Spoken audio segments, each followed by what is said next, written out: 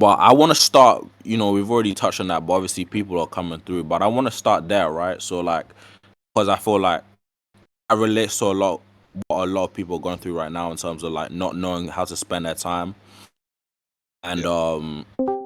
so it's like, firstly, like, you just lay out like simply just the benefits of like what like airdrops could provide for people and why it would be a good use of their time in the first place. But yeah, but basically, like, you don't have to risk kind of a lot of money potentially to get a lot of upside. So the most you're basically wasting like your time and potentially the gas fees if it doesn't airdrop as much as you want, right? So if you're doing kind of the you're trying to shitcoin. Someone's blending a shake right now. So yeah, if you're doing like shit coins, you're burning money, gas, you might like lose 10% going in and out. Like there's a lot of potential money lost going in and out of plays. Kind of with airdrop farming, if you kind of concentrate it on the right projects, and I recommend those projects with basically how to find right projects, I guess, is another question. Basically those with like funding.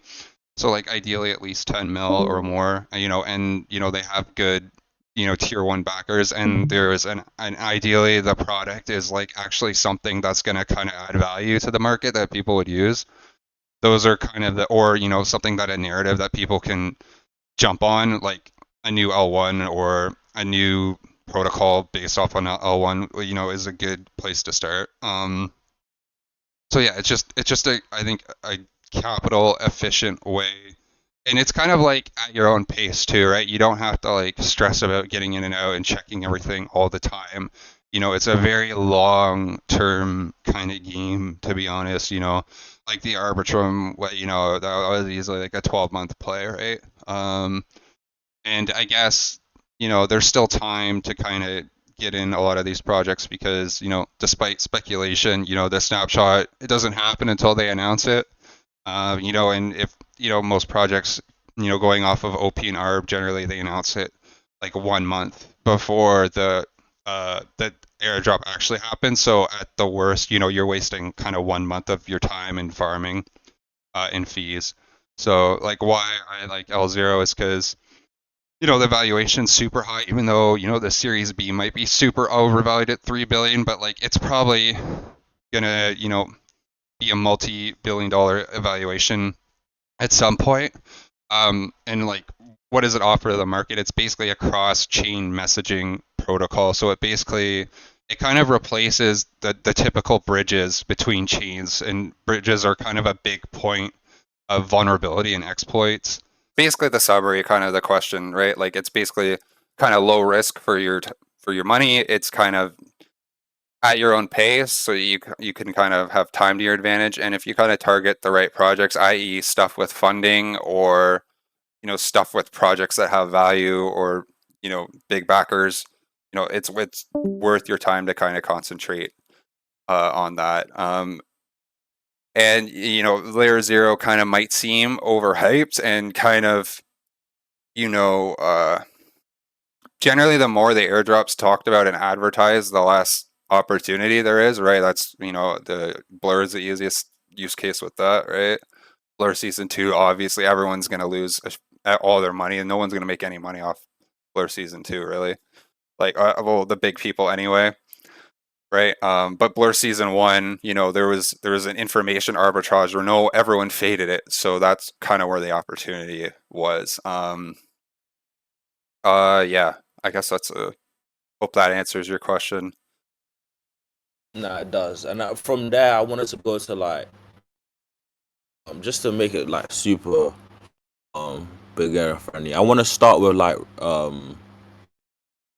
like resources, right? And like Yeah. even outside of like, firstly, like after this, right, I really recommend you guys watching that YouTube video, because when he posted it last night, I hit Insightful up straight away after watching the video, right? I just thought it'd be super important to like have a session. And Insightful suggested a session, but I thought it was super important for people to just like watch that YouTube video in full, because it's like really informative. And like, where do you think in general people can like go to in terms of like learning more about airdrops, like how to decipher between like um good pieces of information versus like people that are engagement farming, Yeah. and like tweak the reality of facts and certain situations just to get more engagement? Because I feel like that's obviously like super important, especially for people who are just starting that might not be able to differentiate. Yeah, it's really tough to be honest because like most people obviously get their information from Twitter. Um but like you said, there's I think airdrop kind of talking about airdrop farming is kind of like the easiest. It's very high engagement for the amount of work it is, so a lot of people do it. The problem is there's a lot of shitty accounts out there that are literally just clickbait garbage, no substance, no information, and then they're just getting you to read their thread. So this is my classic example of one of those type of people. I have a whole list of people. Basically, stuff like this, right? Snapshot's close. It's not close. We don't know when it is.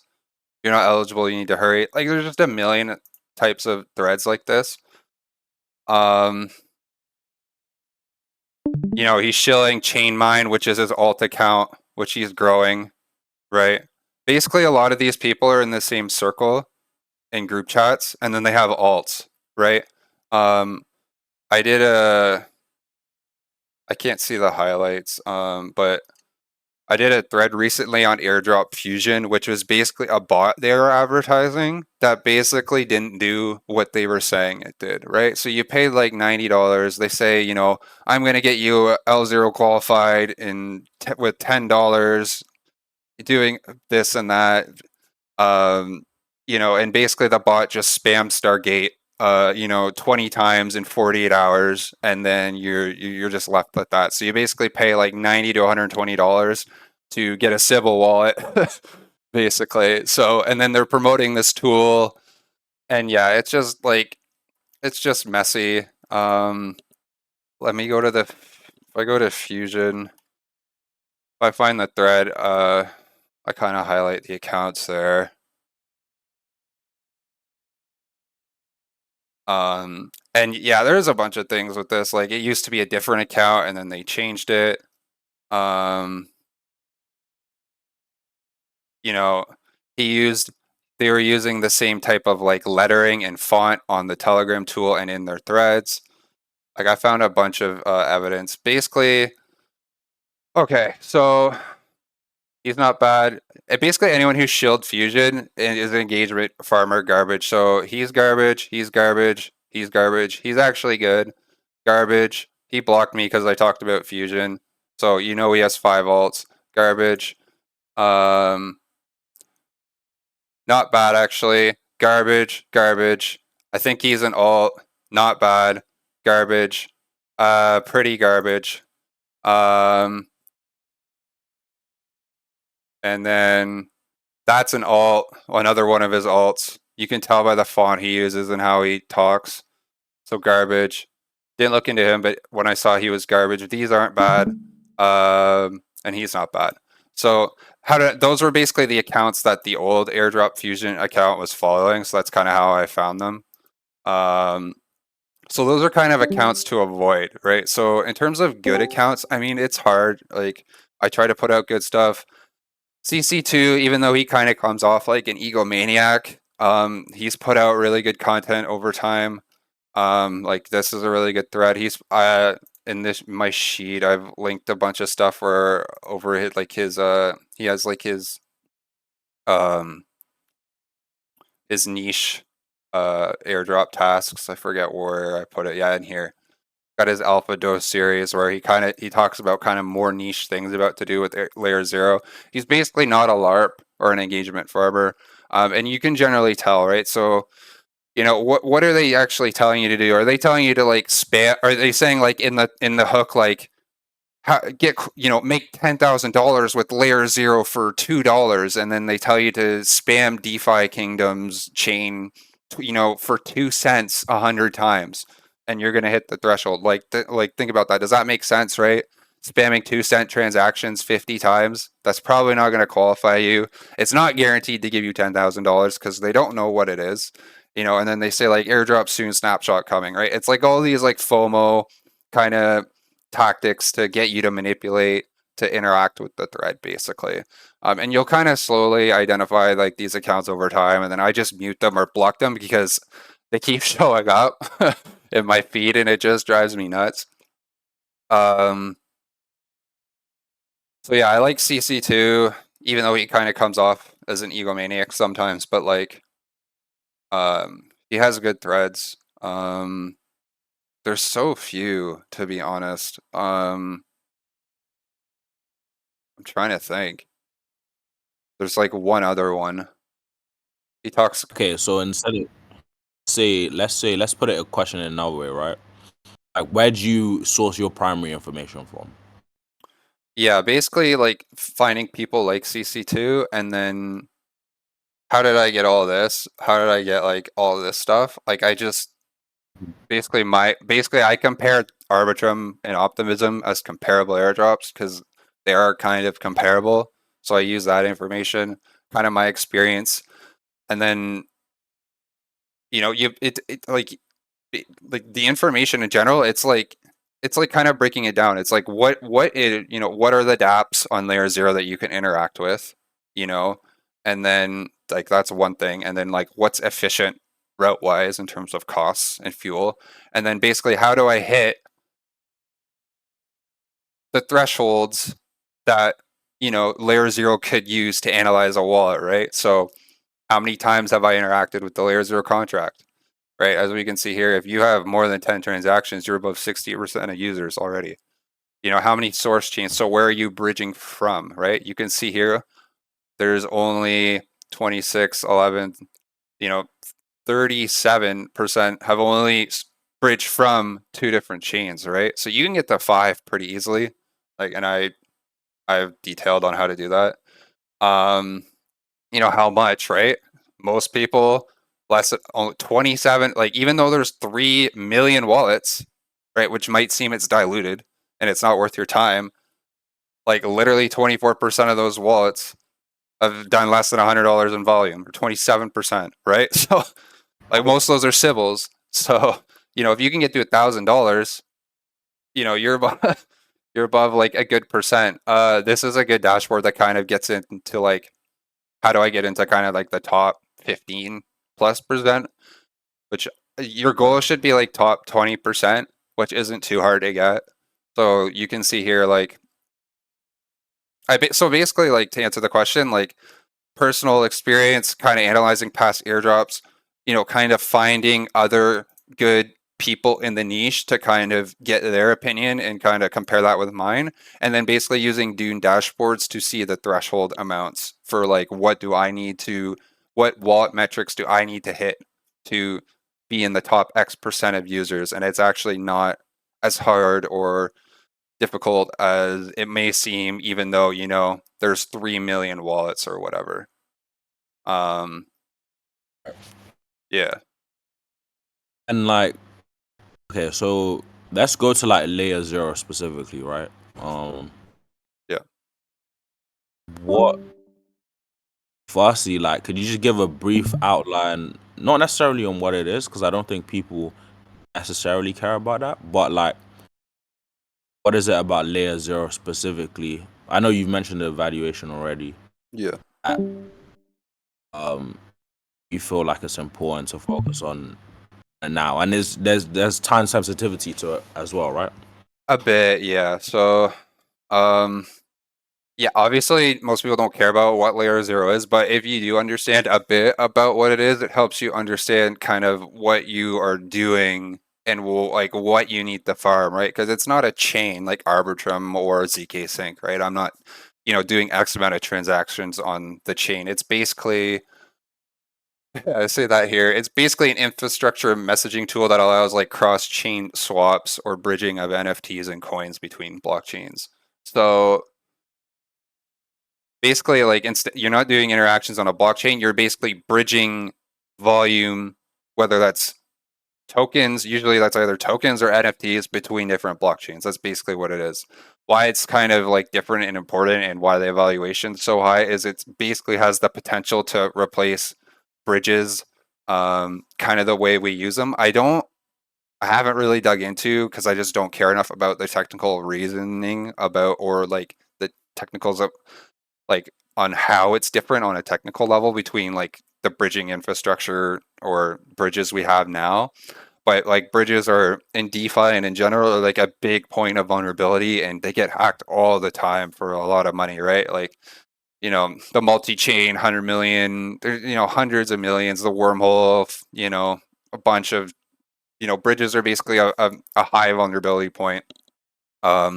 Native assets and then the bridged assets.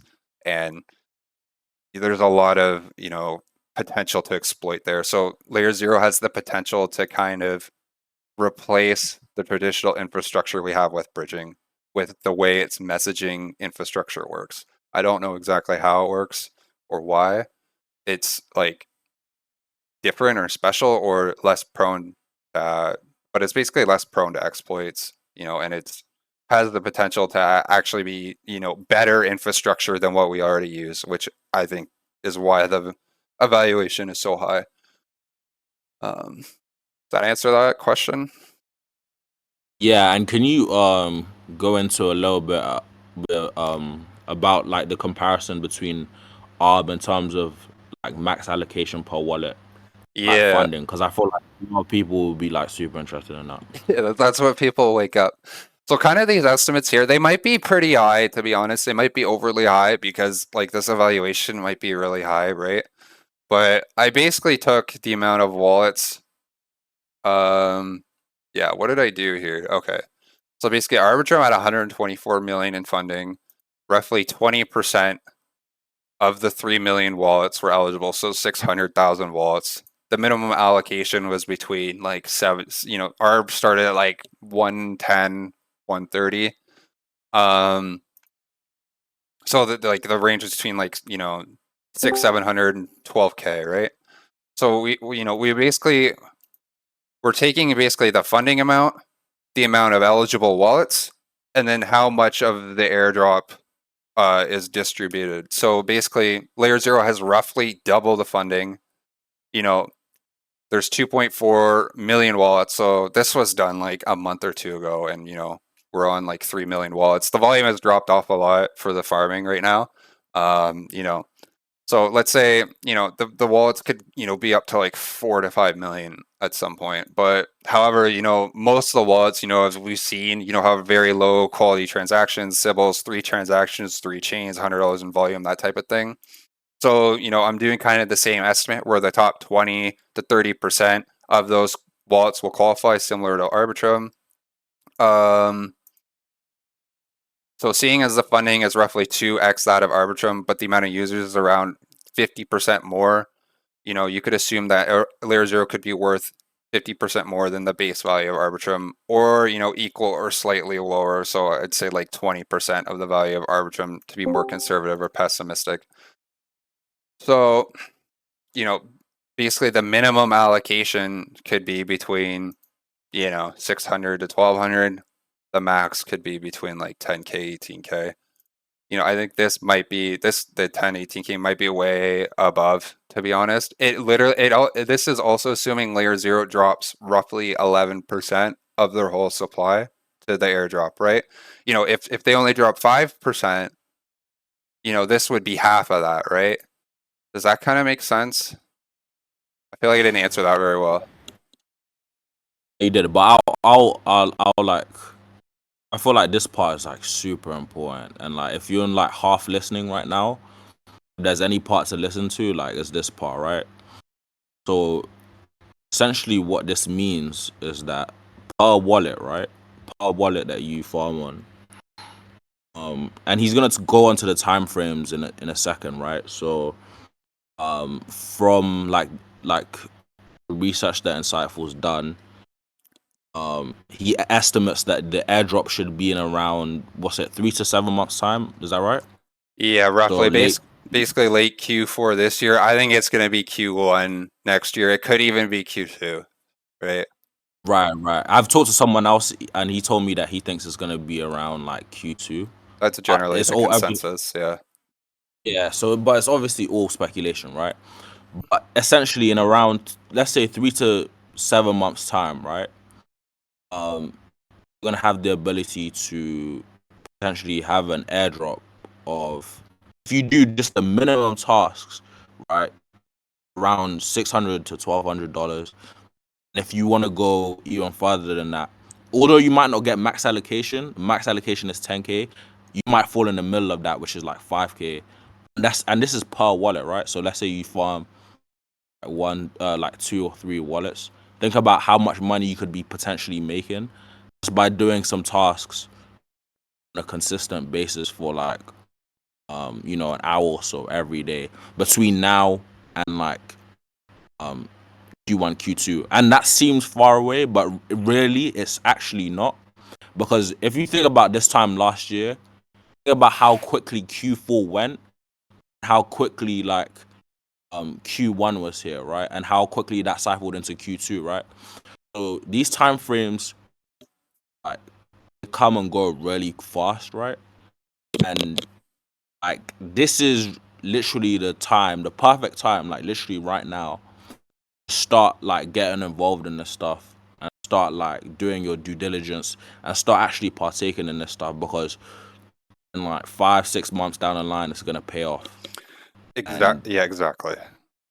Your risk is pretty minimal in this scenario, right? You, So just analyzing from a risk to reward, like it's just definitely worth it. and that's why it's CC2 kind of red pilled me on this, but that's why I've been like putting basically out like all my time like doing market participant stuff into this basically, because you could spend like 35, $50 in gas, doing 20 minutes a week in transactions, once a week for 6 months, and you could make, turn that $50 of gas into like, a reasonable amount. It would be like $1,500, right? And that's one wallet, right? 10 wallets, 15K, 100 wallets, 150K, 1,000 wallets, $1.5 million, right? That's why these Sybil operations, like just to give you an idea of how big this gets, the Sybil whales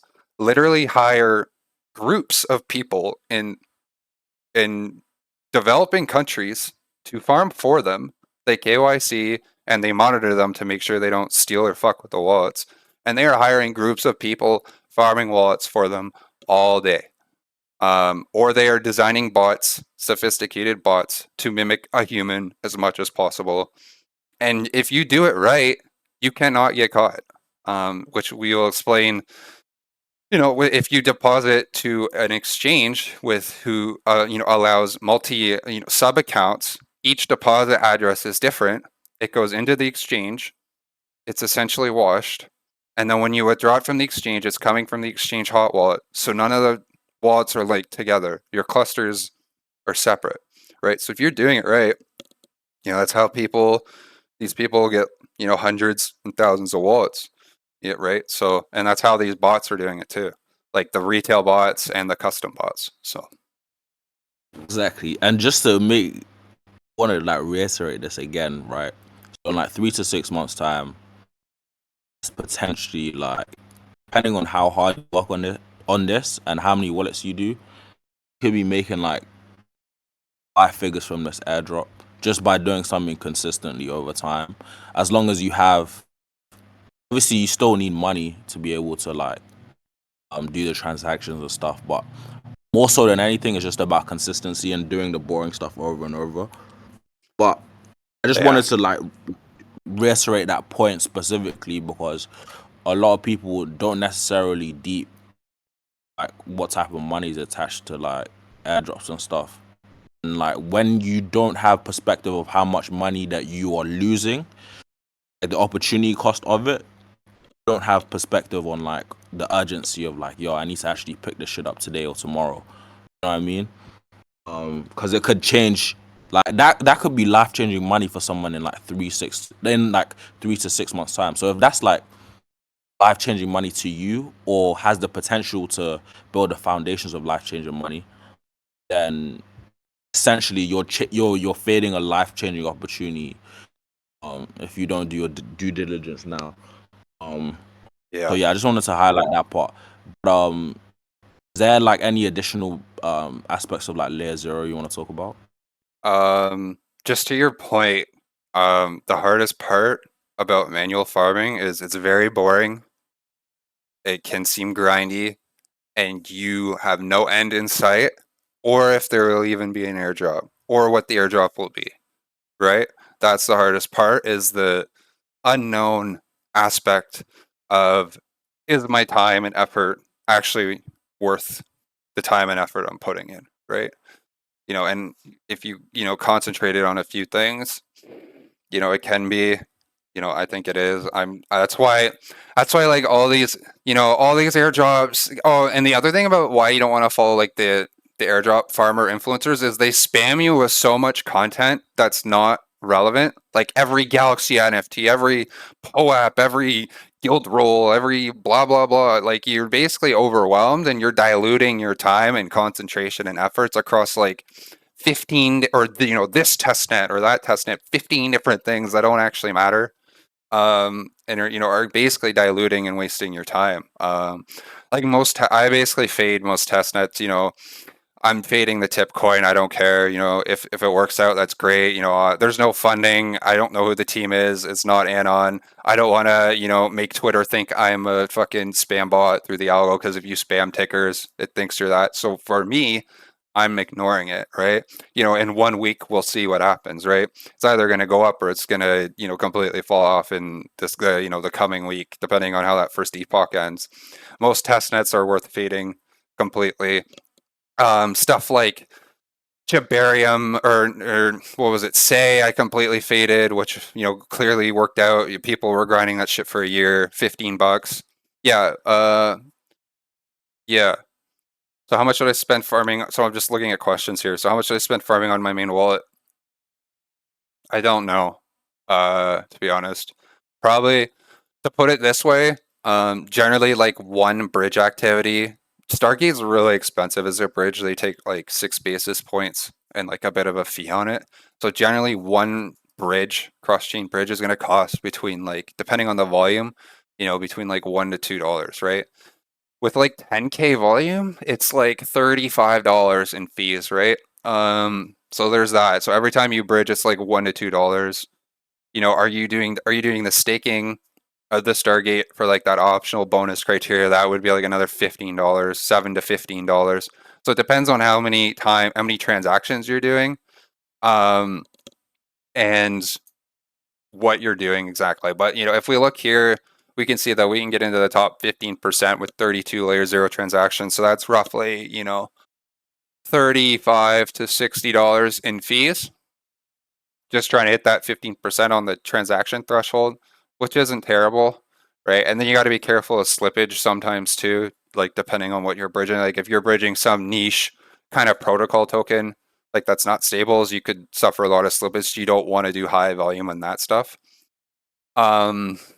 And then in terms of what I'm farming right now, basically there's some stuff. Basically layer zero is the big one. I'm doing a bit of ZK sync. So what I'll do is I basically put ZK sync into the route of layer zero just so I have the footprint started. And then I just do a couple of transactions and then move the volume back over. Like ZK sync is like 12 months from now. I've been saying this for like 6 months. The engagement farmers, will tell you it's happening this year. It's not. They're not even close, right? It's at least 10 months. Yeah, I do sometimes post to the airdrop channel. I haven't a lot recently. This CC2 thread is gives you kind of a good idea of what I would say here. Like, I've done a bunch of posts on kind of tokenless kind of aggregators and bridges. So like instead of like swapping through Uniswap, if you swap through like Bebop, Slingshot, Odos, Matcha, or 0x, or use the Robbie wallet to do that, you're doing what you would do anyway through Uniswap, but you're using these tokenless protocols, and some of them have funding. So you're basically doing what you would do anyway, but you're adding to the airdrop. And then same with like bridges, right? You know, instead of, you know, usually you want to use the official bridge at least once. But you can use stuff like Li-Fi or Transfer2, Orbiter, Bungie are the big ones. Bungie and Li-Fi are basically bridge aggregators. They both have funding and they're both tokenless. And you can use them to farm layer 0 because you can pick Stargate as the option. I'm curious what Danny's gonna type.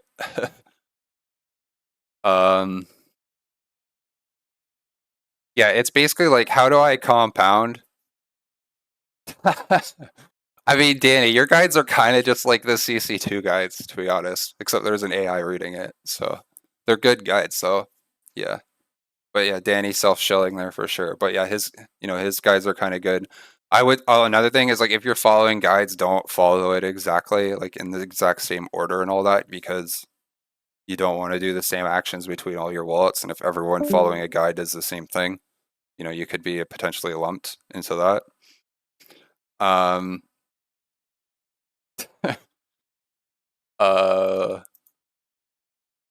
Yeah, I guess the next point. So this estimation might be high, especially on the higher end of the wallet. But basically, you know, if you put in a bit of work every month and you spend about $50 in fees per wallet, you could, you know, and you know, put that to like the risk, right? Don't spend all your money doing it, right? Like just assume what you're doing will pay for the gas fees or it doesn't. Yeah, exactly. 800 USD. Yeah. Okay. So yeah. So this is a good point. Everyone, including CC2, is kind of like measuring their dick on how high they can rank on the layer 0 leaderboard, top 8, whatever. The reason he is doing this is because it gives him social, like he's also doing it. He's also doing it because it gives him social proof, right? And authority and credibility to his profile. So that is why he's doing it. He's branding and marketing himself as the layer 0 maxi, all alpha, blah, blah, blah. In my opinion, this is a dick measuring contest. Yeah, Tip's either going to blow up or implode in a week. We'll see how it goes. If somehow there's $1 million airdrop for no funding and no team and no product, great. But other than that, I don't know what's going to happen with Tip.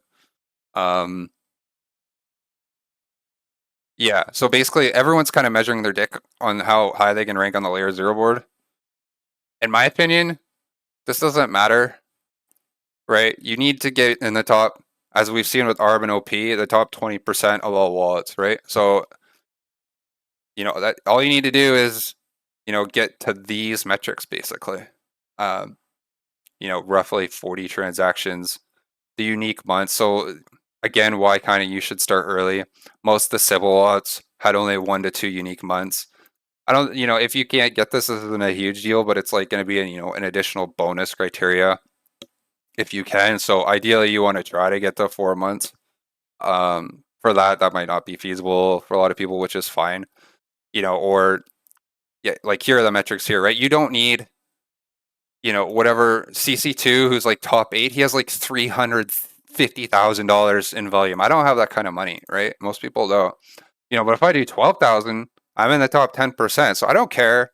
I don't care if I'm in the top 5% or 0.1%, right? Like who cares? Like, right? What percent? I mean, probably the top 5. I don't know, right? For someone asking what percent do you need for top allocation? Top 5, maybe? Like, my argument would be, why wouldn't you just have as more mid and low tier wallets than trying to spend more money and time just trying to get the top tier wallets, right? Like the difference between, the mid and the high isn't going to be bigger than you just having more mids or lows in general, right? That makes sense to me, right? Like you can, I'm looking up kind of the ARB docs, and you can look up the ARB docs, right? It basically is like, X amount per tier, and then it kind of does a jump. But I mean, I would say as many mid wallets as you can. I mean, I would say as many 20%, 15% as you can, right? Because you don't, What also happens, and you don't want this to happen, this happened to me with ARB a bit too, is if you go too wide, you aren't going to maintain the wallets. And then you might be like 4 transactions or a couple of transactions short from hitting the threshold you needed to hit to get qualified. So you, at the same time, you don't want to go too wide as well. Quick question. Someone that's like never done this before, how tedious is it? Like how time consuming is it? How many wallets is spreading yourself too thin? You know, like if you're not using a bot, if I'm doing this all on my own. Yeah, exactly. I mean, I would say the first time you do it, it would probably feel very tedious. I would say once you kind of get the hang of it and you understand, hey, these are kind of the core protocols I need to interact with, and this is kind of like what I need to do for a minimum route, it's not too bad. But, you know, it's still decently time consuming because you gotta, I would also highly, yeah, I should say this, get the Rappi wallet. It's literally better than MetaMask. It will save you a lot of time, and it does the same thing as MetaMask. And if the Rappi wallet's not available on sites, you can just click MetaMask, and usually most of the time Rappi's compatible. The reason you do it is because you can click on it, you can see all of your money and funds across all the different chains, and it just it saves you a lot of time basically because you're doing a lot of cross chain stuff, so you don't have to keep switching networks and seeing, oh, do I have gas here and gas there and all that. But it's hard. It depends how thin you want to spread yourself, your experience. I mean, it will probably take a bit the first time you do it. It also depends how much volume you have too, right? If you only have, $200 per whatever, and you're trying to hit the 12K, you're going to spend a lot more on transaction fees and time going back and forth. It's compared to if it was 1 to 2K per bridge, right? So it's tricky. It's a bit of a balancing act depending on how much time you have, how much experience you have, and how much money you have to work with. Yeah, the Sybil detection we'll get over. So I'll get to that in a sec. So basically, the TLDR basically on why 3 to 7 months. Basically, there's VCs on the cap table. How are the VCs going to get their money? Probably in the form of a token. Why else are they investing in Layer Zero, right? Are they getting? They're not getting, whitelist spots or equity or a pat on the back, right? They are investing in Layer Zero to get a token to sell to make money, right? They never stated there'd be an airdrop, which is actually bullish. So generally, the less the team acknowledges or talks about the airdrop, the more bullish that is because they aren't actually legally really allowed to talk about that. Usually, if it's used as an advertising campaign, it's generally been, not worth it. And the reason you want high funding is if the funding isn't high enough, they can't give a high enough percentage to the airdrop, and then it's not usually you don't usually get any money, right? It's just like $50 or whatever. Yeah. So again, with this valuation thing, this is also assuming 10% is given of the total supply is given to the airdrop, and the supply is similar to ARB, which is, I think ARB's 10 billion supply. So like, why 3 to 7 months? Basically, based on kind of like the internal documents, what the investment doc said, it was kind of supposed to be in kind of Q4 this year or Q3, but basically the developments have been delayed and pushed. Yeah, and also Layer Zero's generally it takes about 3 years from the project's inception to do the airdrop, right? So that talk about a long cook, right? Like Arbitrum was about 3 years from when it started the airdrop. Layer Zero is basically over 1,000 days old, and then in later Q3, Q4, it's going to reach kind of like that 3-year cycle.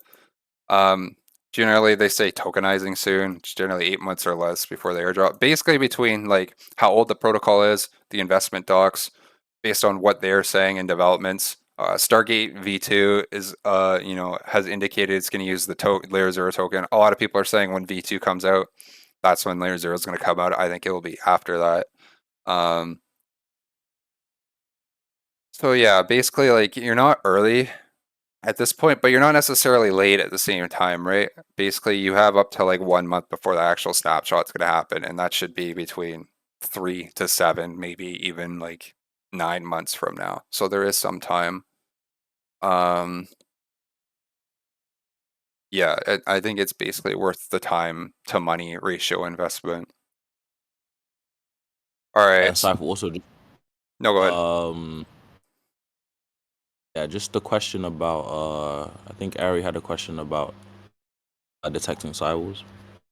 Yeah, so Sybils are very, it's a lot of questions, a lot of people wondering around it. So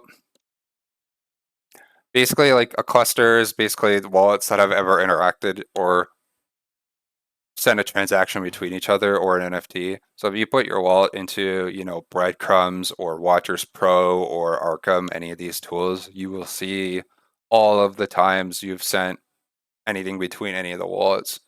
So basically, they're basically analyzing these clusters and saying, where, what wallet was this wallet originally funded from, and where was the last transaction that this wallet sent funds to? Are the transactions between these wallets happening at the same time? Are the same types of transactions happening between these wallets? Is it the same volume? Stuff like that. So that's kind of how they identify Sybils. It's a very iffy game because if they're too aggressive with the criteria, they can get a lot of users or filter out a lot of users. If they're not aggressive enough, like with Arbitrum, you get 30, 20, 30% of the entire airdrop going to farms in China, basically, which is what happened with ARB. So basically, how do you avoid that? You basically clusters of up to 4 to 5 should be fine, according to Sybil Whales and past airdrop criteria. Arbitrum and Optimism would only filter out anything bigger than 20. So you could argue anything up to 20 of a cluster, would be fine. Historically, Paraswap and Moonbirds, which allegedly had very strict, almost too strict for Paraswap because the community hated them for it, on their criteria, it wasn't any bigger than 8. So I would say anything under 8 is probably safe for a cluster. So how do you basically, move funds around and not have connections between these clusters? You essentially use an exchange, ideally one that doesn't enforce KYC because, for some cases it's fine. So yeah, so a cluster is basically any connection or transaction you've sent between a wallet. I Just go on breadcrumbs. Can you go on breadcrumbs real quick just to show them an example? So, yeah, because a lot of people don't know what breadcrumbs is. With breadcrumbs, you can do this for your own wallet as well. So you can figure out yeah. what clusters are and like what wallets of yours are connected to each other. And this is obviously information that anyone can see, right? Yeah. So it's not 8 transactions area, it's 8 different wallets connected to each other at any point through any transaction they've done between each other. So someone give me a wallet and I'll look it up on Don't give them a Arkham, wallet. or what's like a common wallet? Something, an ENS, like Pranksy or something. I don't know what this is gonna, if this is gonna give me what I want, but it might not work actually with the ENSs in here. Try oh my days. Can someone just give a wallet? Actually, No, yeah, just try. no one wants to give their wallet and have it cluster analyzed in real time. No, well, I'll send you a random wallet right now. Yeah, I'm just trying to find one. It's under the visualizer. Or I could just, I could pull like a Cirrus wallet or something like that. But here's like a basic example. I've not used Arkham, so a lot at all. Yeah, me neither. I've never used Arkham before. So like here's an example of Pranksy, one of the biggest NFT traders of all time, right? So here's basically every interaction he's done with. So, we have him interacting with the Uniswap smart contract, obviously with OpenSea a lot. He sent this OnlyFans girl $851 apparently sent Nate Alex 20K at one point. Maybe click on this. Usually if you click on it, it tells you what the transaction is, but I haven't used Arkham a lot, so I barely know how to use Arkham, but yeah, he sent Nate Alex 12.5 ETH February 9th, 2023 at this time, right? This is basically a cluster. So basically, obviously if you have like, interactions with contract addresses that are known to people, like that's fine. What I'd like to find would be the Sybil doc from ARB, if I can find it quick. Because they give like they show some pictures of examples of Sybils they caught basically. Here's some examples, right? So here's a cluster 319 with 110 eligible addresses that they caught. This wallet sent, out to all these, that's sent out to everything, and it has all this chain to all these other things. So this is basically them connecting the dots between all those wallets. And it can appear in completely different forms, right? Here's one where they kind of chain it to the next address continuously, and then it eventually loops back to the original address. There's a really big one of that. 221 addresses, 56 addresses, 110 addresses, 65. So that's like an example of what a Sybil cluster would look like, basically. And so for people like wondering, I want to like farm multiple, like a lot of wallets, right? Let's say over 8. Do you suggest that after a certain threshold, they like go with like a new cluster of wallets, like creating a new wallet and making a new cluster like out of that new wallet, or like how would you suggest? Once you kind of hit the thresholds, it's basically maintenance mode for that wallet, right? So you basically just do like one transaction a month on the wallet to get the unique month. But you've already hit all the transactions, the volume, the unique contracts, all that. So basically once you've got a wallet into quote unquote maintenance mode, it's pretty easy from there. You're basically moving it on to the next cluster of 5 or 8 wallets. Yeah, you can have 5 wallets connected. So the key thing is different deposit address when depositing at the exchange. If you deposit all of your wallets to the same deposit address on the exchange, they are connected, right? So I think Binance has even done this now. BitGet used to be the meta. BitGet is enforcing KYC at the end of the month. I think OKX also has sub accounts, but you basically create a sub account, which is like just another wallet deposit address that you create under your exchange account. You deposit to that wallet, and then yeah, that's it. It's basically separate. On chain, it's just going to come out. It's just going to come across as like BitGet Hot Wallet 3 or whatever, right? Because BitGet's pooled all the money together. So yeah, MEXC, yeah, no KYC, yeah, that works. Yeah, so the hard part about starting a new wallet cluster is you need the gas, right? So either there's 2 ways to do it. You can withdraw all of the gas tokens yourself directly from the exchange, or you can, withdraw like ETH to like one of the chain and then use like a bridging tool to get the gas on the other chain. This uses layer 0, use something like WooFi. And then, you start with ETH, and I say that you should do the core 5. So the core 5 is BNB, Polygon, Arbitrum, Optimism, and AVAX. The reason is like the liquidity and the slippage is the best, so not the worst between those. So you can get the 5 source and destination chains and not have to deal with slippage as much and lose money that way. So you can either withdraw all that gas, and sometimes some exchanges have batch withdrawals, so you can withdraw all the gas directly from the exchange, or start with just ETH and then get generally you're going to need like I would say $3 to $5 in gas if you want to do all your stuff before you have to refuel it. So that's another cost too, right? You need about $25, $5 in gas for each of these chains if you're going to do have enough gas for enough interactions. Ideally, you just get all gassed up right at the start, and then you're saving yourself a lot of time doing the steps later, right? So, I would get some AVAX, some BNB, some Matic, and, Optimism on there, and then go from there.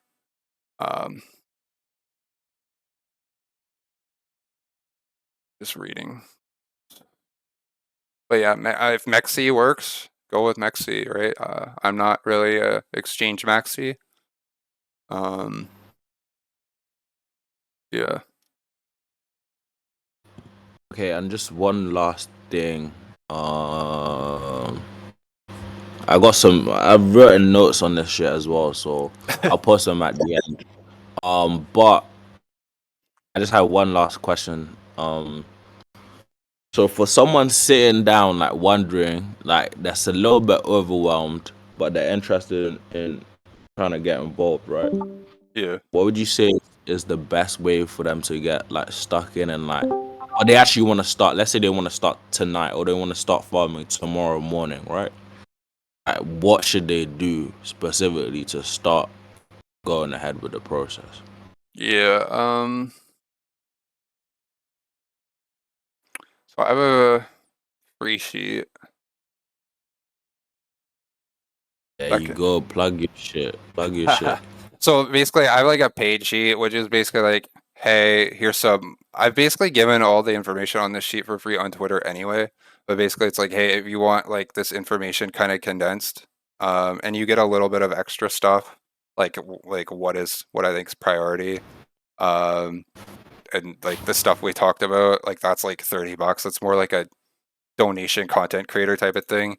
If you DM me on Twitter, I will literally, if you have 0 followers, I will, and you just send me like a Gmail, I will add you to this sheet, which you can make a copy and save for yourself. I would say read these threads that I've written because they basically, well, one of them basically details like why I'm constructing routes and how. How to get started. Basically, fund your wallet from an exchange, get your gas on the core 5 chains, and then start bridging basically. So there's there's optional stuff. So, if you're gonna stake or vote on a snapshot for anything, I think it would be Stargate. That's probably a bonus multiplier there. Liquidity is optional. Generally, basically, you're just moving volume of tokens or NFTs between chains, and you just need to find the dApps that use layer 0 as the bridging, and that's it. Right? So this is powered by layer 0 or whatever, right? So it will say, and if you look up and to know for sure that you're interacting with layer 0, if you look up the transaction on the block explorer, it will say like layer 0 relayer or layer 0 router or whatever. So Stargate is like the main bridge or one of the main bridges that does that, right? And then Woo Network also does that. Omni BTC also does that. Mugen also does that. Li-Fi or Bungie are bridge aggregators, and you can pick Stargate through them, and they are tokenless, and they also do that. So yeah, it's basically just putting volume through, and just if you have gas on each of your chains, it basically saves you time because you don't need to swap to the gas token and then swap back, right? So the easiest, usually you just like bridge stables. It's generally the lowest slippage. Try to switch it up. Like don't just only switch stable USDC through every chain. Maybe you go from USDC to USDT and then USDT to ETH to whatever, right? Just generally just double check that the slippage isn't really low. Like you don't want to bridge $1,000 and then lose $30 to slippage or whatever. So just check that ahead of time. Usually the UI of the dApp will tell you, it should tell you about that. So just be careful because bridging some things to other places, will cost more. Currently, the cheapest way to get volume is to go between Binance Smart Chain and CoreDAO. I haven't updated that in the sheet, but CoreDAO is kind of like a niche chain. It's like Core. It's like the problem is it's a pain in the ass kind of to get gas on it unless you withdraw from an exchange. You have to do it that way. But basically, the reason it's great for volume is the slippage is extremely low, basically. So you can get to like 10K volume and pay like very little in fees and whatnot. So that's kind of the best way. Yeah, Yeah, perfect. I think Danny's threads are a good way to get started too, I guess. You might get overwhelmed though, kind of, because there's a lot of niche interactions in there. In terms of VPNs, I use a VPN. I use ProtonMail. I just switch the VPN, randomly every 30 minutes or between different wallets. Historically, not a lot of the time, projects have traced IPs. Aptos filtered 20 or more wallets with the same IP. Apparently, ZK Sync tracks the IP. MetaMask and Linea, which is another big one, apparently could track the IP. Generally speaking, though, like you're not Layer 0 can't really track your IP because they're not Layer 0 is an in between tool, right? The only place I could see your IP getting tracked is if you use the official bridge of if you use the ZK Sync official bridge, they might be tracking your IP on just that page. But everything else, you're using different dApps on different internets, you should be fine. But a VPN should be fine for most people. It's probably historically it hasn't been necessary, but it's about which level of paranoia you want to go to protect yourself, right? Because you don't want to get filtered out and waste all that time and money. So I would recommend it. I use it because it's just not that expensive. The level after that is using proxy, buying proxies and using a privacy browser. So you basically rent IP addresses, for between $2 to $3 for 30 days per IP address, and then use a privacy browser like Dolphin Anti, and then you can basically put that IP address. It basically lets you create a bunch of Chrome profiles, and then each Chrome profile has its own IP address. So basically, the wallet and the clusters within that have their own unique IP, and that's what the big civil whales and the people with money do. But I don't think that's necessary for most people. Yeah, exactly. I think a VPN is generally, fine for most people, because after that, you're spending potentially a lot more time and money and management to sort through all that. Yeah, so I think did that kind of answer that, Midas? What do you think? It was kind of a lot of info, like how to get started. I feel like yeah, that's perfect. I feel like we've covered pretty much everything. What I would say to the people is make sure you watch that. There's no replacement for watching a YouTube video. Stop being lazy. You guys heard what types of opportunities this could provide. So watch the YouTube video. Send Airdrop channel. Go watch the whole thing. It's an hour long. Watch it whilst you're going to the gym or whatever. But just make sure you watch the video, and also make sure that if you have any questions, Danig, Insightful, and also Static and the server are great sources for all things airdrop. So make sure to take advantage of that. These guys have made some decent money doing airdrops, and they have a lot of skill in the game. And the last thing I want to say is that Insightful, where are you gonna drop the video? Yeah, I'll probably just upload it in here. And then I'll just make it public or private. No one even knows my YouTube exists anyway, so I'll probably just drop it here. Then maybe you can pin it so people can find it, so it doesn't get buried in the chat. Just reading Starry's comment. Yeah, and Aries, is it better to have different routes for different wallets? Not necessarily, right? As long as you're doing them in a different order at a different time and the volume amount is different, that's fine, right? And as long as it's not the same between everything in the cluster, all the clusters, that's fine. What I do is I'll do some bridging and farming, and then I'll wait 24 hours because that's a good amount of time. I'm not in a rush, and it gives me another unique day to add to the wallet profile or history. Okay, cool. Yeah, let's wrap it up. We're gonna wrap this up for today. Thank you guys for putting through. Insightful. Thank you for coming through and sharing some great knowledge. If you guys, I need everyone to do me a favor and go in VC chat and go give Insightful a follow. Check out his socials, his YouTube, everything for me. Support, and also DM him to get the cheat sheet as well. That's super important. And yeah, that's it really. Thank you guys for coming through.